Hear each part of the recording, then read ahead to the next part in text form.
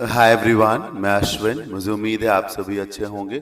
Word of the day इस series का ये सेशन नंबर 128 है और आज हमने जिस वर्ड को चूज किया है वो वर्ड है इम्प्रेग्नेबल। आइए आगे की स्लाइड में इस वर्ड इम्प्रेग्नेबल को डिटेल में पढ़ते हैं। पहली बात, ये जो वर्ड है पार्ट ऑफ स्पीच में एक एडजेक्टिव है।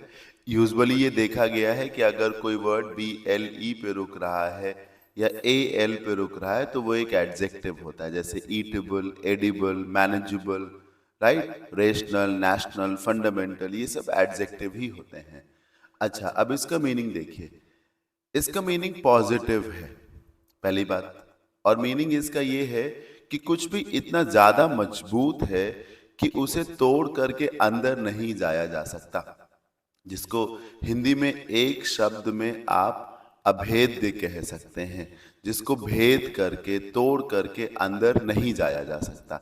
मैं एग्जाम्पल के रूप में बताऊंगा आपको। जो पॉलिटिकल लीडर्स होते हैं, चीफ मिनिस्टर्स, प्राइम मिनिस्टर्स, जब ये कहीं चल रहे होते हैं तो इनके आसपास सिक्योरिटी वालों का एक ग्रुप होता है। हाँ, वो लोग चारों तरफ से इन्हें घेर के रखते हैं, एक घेरा बनाते, सिक्योरिटी हर्डल बनाते हैं, और उस घेरे को कोई भी आम व्यक्ति जो है तोड़ करके अंदर नहीं जा सकता। तो ये इम्प्रेग्नेबल हो जाएगा। जैसे कि आपने पढ़ा होगा कि हिंदुस्तान में बहुत ऊंचे ऊंचे किले रहे हैं। उन किलों की दीवारें बहुत मोटी मोटी हुआ करती थी। क्यों? ताकि दुश्मन उन्हें तोड़ करके अंदर ना आ सके। तो something which is so strongly built कि उसे तोड़ करके अंदर नहीं आया जा सकता, वो इम्प्रेग्नेबल है।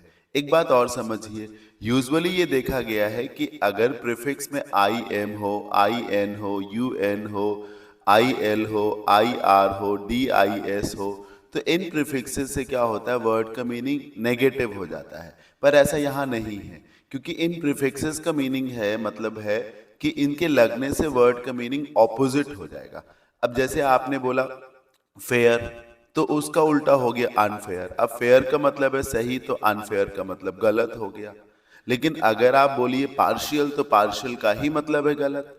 तो इम्पार्शियल का मतलब जो गलत ना हो। जैसे आप बोलिए बायस्ड, जिसका मतलब है भेदभाव करने वाला, तो अनबायस्ड यानी कि जो भेदभाव ना करे। तो ये प्रीफिक्सेस जो है वर्ड के मीनिंग को ऑपोजिट करते हैं, नथिंग एल्स।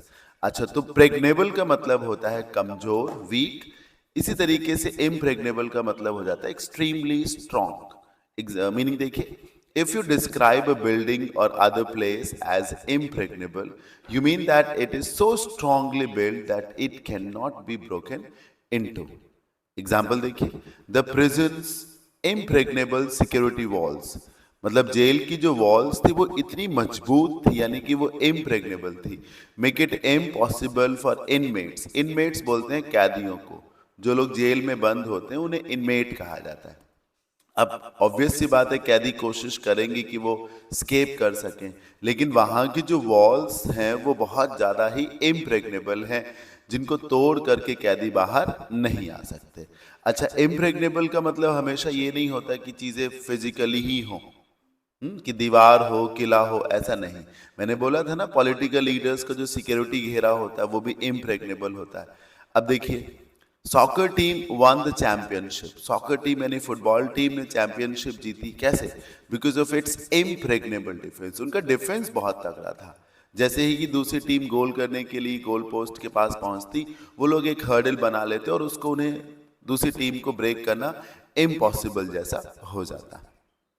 इम्प्रेग्नेबल वर्ड को समझने के लिए अगर आप इसका मीनिंग ना याद कर पाए तो आप इसे अपनी सहूलियत के लिए प्रेगनेंसी से भी रिलेट कर सकते हैं। प्रेगनेंसी, प्रेग्नेंट, इन चीजों से रिलेट कर लेंगे तो अपने आप आइडिया लग जाएगा कि हाँ, इसका मीनिंग जिसे भेदा नहीं जा सकता।